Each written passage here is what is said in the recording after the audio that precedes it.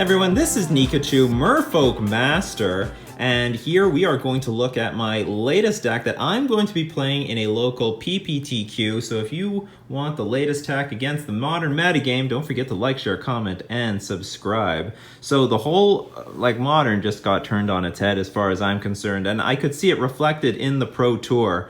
And you're going to see some card choices in here based on some of the new decks that you're seeing at the Pro Tour because they've busted online in a big way. I need to be prepared for them. And you know what? In general, I feel like the deck is pretty well-rounded.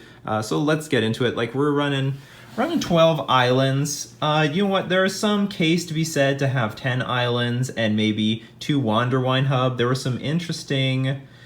Well, first off, I do see a little bit of choke, you definitely do, and you don't see it until, you only play, a bunch of islands, and, for example, if your opponent sees Cavern of Souls, Wanderwine Hub, Oboro, and stuff like that, then they're not going to side in choke because they know it's useless.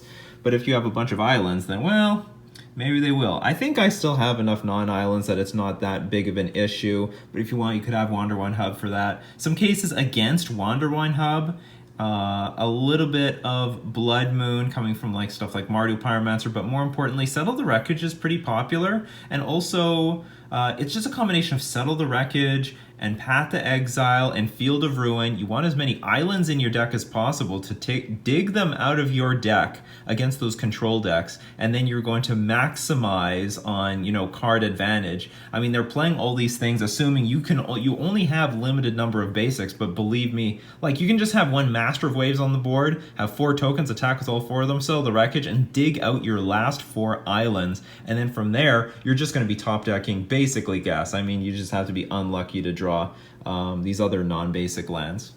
I am playing with 2 Cavern of Souls just for the control decks. They're still out there. I don't know if they're as strong as they used to be, but they're still out there, and I want as many blue sources as possible so I can curve out pretty well. If we were going to look at this list, I mean, it's pretty 2-drop heavy. We've got a lot of Phantasmal Images, a lot of 2-drops, a lot of power, and I really want to make sure that these blue creatures are going to come out on curve.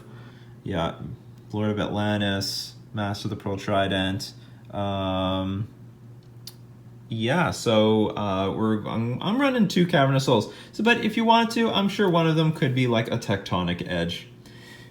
We're running Oboro and Minamo, School at Water's Edge. Minamo is strictly for non-island insurance. If somehow you can blow up an opponent's Phantasmal Image, well then maybe that'll be good. There's quite a few Phantasmal Images in the metagame right now between humans and spirits. We've got the 4 Mutavaults, pretty standard, and Aether Vial is pretty standard. So now Mistcaller, this is sort of a new addition to the deck, and for the most part, I think it's a pretty underwhelming card.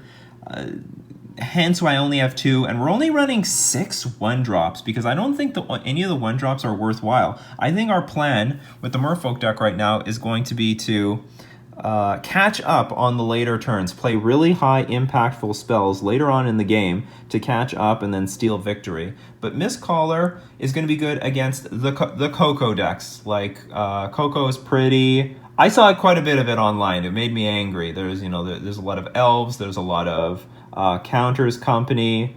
So and just even the green-white value decks, so you're going to want to do something against those decks. So Mistcaller's there to help you, but not only that, all the graveyard decks, my god, those Vengevine decks, it's insane. The Bridge from Below decks, those are crazy. So Mistcaller helps in that manner. Also, don't forget, you would think, oh, Mistcaller is not going to help against Bridge from Below, but you can just sack it for no reason, and then you'll wipe out their Bridge from Below. So don't forget about that interaction. But what you really want, also, it has some interaction against Death and Taxes. Not just for the fact that you can sometimes stifle an Aether Vial trigger, because that's what it is. It can be stifle on a stick, but it can prevent it can prevent things happening with Eldrazi Displacer. So once they target something with Eldrazi Displacer, it's getting displaced. So if they try to target their own creature, I had this happen to me. Some Death and Taxes player, they displaced their Thought-Knot Seer. I sacked the Mistcaller. I drew a card off of Thought-Knot Seer, and that Thought-Knot Seer never came back. It never came back to sea again. So Mistcaller, decent 1-drop. Decent, but like I said, you know, you're probably going to side this out a lot. I mean, you might want to keep it against humans and spirits because, you know, it's still a 1-drop. But well, whatever. It's something. It's really high impact for the matches that you want a high impact card. So moving on with Tidebinder Mage, because I faced so many green decks, Tidebinder Mage turned out to be amazing. Not to mention, it's still pretty good against a lot of archetypes that already exist. So, you know, you talk about like those Vengevine decks. So you have Tidebinder Mage to tap down the Vengevine and deal with it. Against Hollow One, it can tap down Flamewake Phoenix. What's it called? The Flameblade Adapt. So very interactive against Hollow One. You can hit Noble Hierarch and Mantis Rider against humans, so it's not useless there. And against control, it's a Grizzly Bear, and that's all you really need. You just want a Grizzly Bear, and the 2/2 creature is going to get in for victory. So I find that Tidebinder Mage is sort of where I want to be. And you know what? Because I don't run Curse Catcher, we do have a little bit more weakness to burn, so that's why I want to run the Tidebinder Mages as well. It'll also help us against burn. Not to mention, you know, there's just so many random green and red creatures out there in Modern that you're going to find some pretty good value with this. Not to mention, oh, it also hits Izzet Staticaster, which can come in against a multitude of decks. I've gone back to Harbinger of the Tides. Harbinger, just great creature overall, interactive. I mean, there's two types of decks, I guess, in Modern. Ones that are super mana efficient and ones that are not. And then there's, you know, so there are, I would say, like, I don't think Harbinger is amazing against humans. I don't really like it that much. It's also awkward against spirits because it's very possible for them to get their Drog Skull Captain and Phantasmal Image, and then all of a sudden everything has hexproof and I can't bounce anything with this guy. Or they play Drog Skull Captain untapped and attack with all their spirits, and then, well, Harbinger still can't bounce anything because the thing that we want to bounce is actually untapped at the moment. But still, great against Hollow One. You know, great against Death Shadow. Still a flash creature against control decks. So I don't want to count Harbinger out. Still going to be great against Affinity. I don't know how big Affinity is going to be. Maybe that's because like everyone's going to be packing Stony Silences for the KCI decks. But, you know, just in case your metagame has it, you know, you're going to pack the Harbinger of the Tides. And it's still a decent card to help win races against spirits and humans in general. So running 4 we have the Lords here. Master of the Pearl Trident, Lord of Atlantis, nothing to discuss there. Also, 4 Spreading Seas, nothing to discuss there.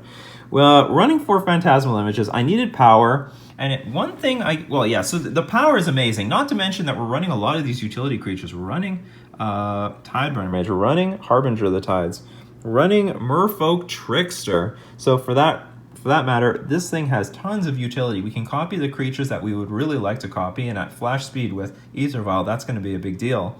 But it's usually copying Silvergill Adept. It's usually copying any of the Lords, and most importantly, it's copying Master of Waves. It's really powerful there. Having extra copies of Master of Waves is excellent in this format. Really good. Not to mention, it's not too bad at copying manlands. You know, copying your Mutavault is also very useful. Talking about manlands, as you see, there's no Fairy Conclave in here. The format is just way too fast. Way too fast. Those graveyard decks are crazy. Bridge from Below can put 1,000,000 tokens in play really quickly. Humans and spirits, it's too fast. It's all about who curves out first. We have no time to waste with Fairy Conclave. And also the control decks, there's still control decks out there, but they're not as big of a player anymore because the Militia Bugler is putting a hurt on those decks, and Spirits has a lot of resistance against control decks with Rattle Chains and Selfless Spirit and so on. So I really don't want to be playing with Fairy Conclave. I know I really wanted to be threat dense before, but right now speed is key, especially against things like KCI. It's not about control. Mardu is definitely worse, but you know what? That's a sacrifice we have to make for the speed of the metagame. So yeah, Phantasmal Image, just overall love this card. But one thing I was thinking about, what if I cut one Phantasmal Image for a Mirror Rejury just to give me the chance the chance to copy a Mirror Regenerate and then go ham, empty our hand, that's a possibility. I haven't play tested it. I really like, though, how this is really mana efficient. You can very easily turn after turn, because we don't always hit the third land on curve.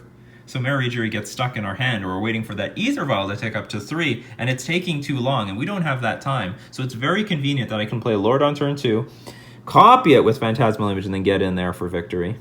So Merfolk Trickster, just the best utility creature of all the creatures that we have. I mean, this thing is amazing. I mean, it does so much for our deck. In the fact that it slows our opponents down, it removes all the abilities. So Merfolk Trickster, yeah, 4 of. Easy 4 of, not going to change that anytime soon. Here we got the Silvergill Adepts, and 4 Master Waves. 4 Master Waves, really good against a lot of the graveyard decks. I've had a lot of games where I played Master Waves, copied it with Phantasmal Image to make 1,000,000 tokens, so I could compete with Bridge from Below. I've out-tokened the Bridge from Below decks many times thanks to this Master of Waves and Phantasmal Image combo. You know, just get a bunch of creatures in play and then get a bunch of those tokens, then they're crushed. So that is the main deck. It's a beautiful main deck to see. So let's move on to the sideboard. Venser is amazing. You want to be playing with this card. If there's one card that I really enjoyed with my playtesting, it was Venser, because it is an answer to Worship. It's an answer to Ensnaring Bridge, but it's a card you can bring in against Blue-White Control. It's a card you can bring in against Jeskai. It's a card you can bring in against Titan Shift. So it's really strong, really versatile, bounce any permanent. I had a game where I bounced my Blue-White Control player's Detention Sphere, which had 3 Merfolk Tricksters underneath it. The Merfolk Tricksters came into play to target a Baneslayer Angel so that they didn't gain life, and then when the Detention Sphere was recast, I deprived it, and then that was that. They lost. I had a billion creatures in play, but Venser can save creatures, but it's really good at countering spells. Don't forget, this thing bounces Supreme Verdict, so if they try to play Supreme Verdict, you return it back to their hand, and then it's not even a big deal. Really good tempo swing, but it's just nice that you have a card that you can bring in against more matchups than Echoing Truth. Like Echoing Truth, we're not bringing this in because we like to bring it in. We're doing it because we have to against Worship and against Ensnaring Bridge. And instead of packing 4 of these, you know what? Let's diversify it a little bit. Let's play Venser. It's still good against Control, whereas Echoing Truth is just not as good against Control. It's just not a body. This thing's a body. Oh, not to mention, I really like this against Tron as well. So if you can curve out to 4, you can bounce things, you can counter really big things if they tap out. So I like Venser as well against Tron.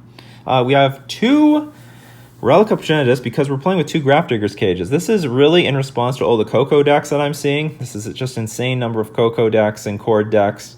But not only that, it's just much more convenient against the graveyard crazy Vengevine decks, or oh man, I just saw so many Bridge from Below decks that you just play this thing on 1 and then you don't care what they do. You just let them try to do their thing if they even can do that. Whereas it's really hard to, you know, if you're on the draw, you're going to get run over with this Relic. It may be too late by the time that you crack it on your turn too.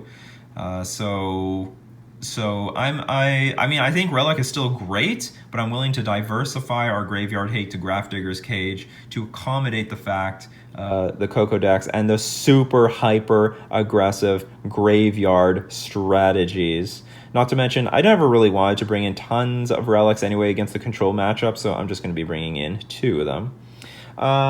Next, for Deprive, it's still the gold standard. I don't want to play with less than 4 if I want to have counter spells at all. Counters everything. And yeah, I'm pretty happy. I mean, the only annoying thing is that this is not good against the Coco decks. Holding up 2 mana is basically impossible. That doesn't mean... Well, there are maybe some Coco decks I'll bring this in against, like the green-white Value Town deck. On the play, I could have some Deprives. On the draw, I would definitely side them out. But this is too slow against Counters Company. It's too slow against Elves, so I wouldn't consider bringing them in. So now we have Echoing Truth. Now, depending on your metagame, this could be gut shot. Depending on your metagame, this thing could be gut shot. If there's a lot of spirits, if there's a lot of humans, if you know your Mardu Pyromancer opponents don't have Ensnaring Bridge in their sideboard, because I looked up all the latest lists for Mardu Pyromancer, there's actually not that many people playing with Ensnaring Bridge. Some people still are, but most people are off it. So it's not as mandatory for us to have these cards going into the sideboard. So this could be Gutshot, which I think is more mana efficient and just better overall. Like, it's going to be good against blue-eyed wizards, for example, human spirits. So those are things you want to consider. Echoing Truth, not amazing against any of those things. It's more clunky. You don't really want to be bouncing things against humans. Replaying anything just synergizes their deck. So, you know, these things could change, you know, depending on your taste. These things could be gut shots. Next, Phyrexian Revoker. So I was looking for a way. How do I shore up the Tron matchup? How do I shore up the Coco matchup? And then maybe something that has some more application in other situations. And I thought about Phyrexian Revoker. Now, you could play Sorcerous Spyglass, but you know what? I really like the fact that this thing is a creature. I think that's important. I think that helps in a lot of ways. For example, against a blue-white control player, I played Phyrexian Revoker, named Jace the Mind Sculptor, which they had out, and used the Phyrexian Revoker to kill the Jace the Mind Sculptor. So, you know, I didn't wait for them to get rid of Phyrexian Revoker get rid of the Phyrexian Revoker or Sorcerous Spyglass in some way. We could still get rid of the problematic permanent on the battlefield. In addition, it can just try to win the game, even if you have nothing to name at the moment. So, Phyrexian Revoker, I didn't get a ton of playtesting with this. Like, I only had one moment with that Jace the Mind Sculptor, and it worked perfectly, and it still was a threat on the battlefield that the opponent had to use resources on. So, yeah, I mean, I'm not 100% sure, but I'm trying to figure out some way to help myself against the Tron matchup. Because, you know, by taking out all the Fairy Conclaves, which were great against Tron, that was very, very good. That's hurt our matchup quite a bit. We don't have any main deck Spell Pierces, none, which helped that Tron matchup a lot. Like, I used to have a great Tron matchup, but now that I've taken out all the good cards, Tron matchup not as good as it used to be. So I might even... My metagame is pretty heavy on control, blue-white control, Jeskai, and Tron, so maybe I'll play some more Spell Pierces somewhere. Maybe these Echoing Truths will become Spell Pierces, but I haven't decided in the end. Maybe even these Mistcallers might become Spell Pierces if you've got a lot of control and Tron in your metagame. And if these Mistcallers don't do anything and you think Spell Pierce would be better, then replace Mistcaller with the Spell Pierce. I have no problem with that. And this last slot, that is whatever the hell you want it to be. It could be Chalice of the Void, it could be Spell Pierce, it could be Gutshot, it could be an extra Relic of Progenitus or Echoing Truth, Dispel, whatever you think you need, that is your flex spot. And you know what? It's not usual that I diversify my sideboard like this, but the metagame is just so diverse that I can't find any narrow cards that are good against everything. So I'm taking sort of a tragic old approach that a lot of other, you know, players take, and that is diversify the sideboard by quite a bit. And, you know, I diversified my threats by quite a bit. You know, these are some situational cards, and I even think Harbinger of the Tides is a situational card, but it's still good where it's good, and if it's bad, whatever, it's still a Grizzly Bear. We can side it out for other things if it's not as good. So, yeah, that's the list I'm going to be playing. And my PPTQ, I might have a sideboard guide out for this thing coming out maybe tomorrow. I'm not sure. I don't know if I'm going to have the time, but I wanted to let you guys know if this is something that you're interested in playing in your PPTQs coming up. We're definitely going to see a little bit more of this in my league videos.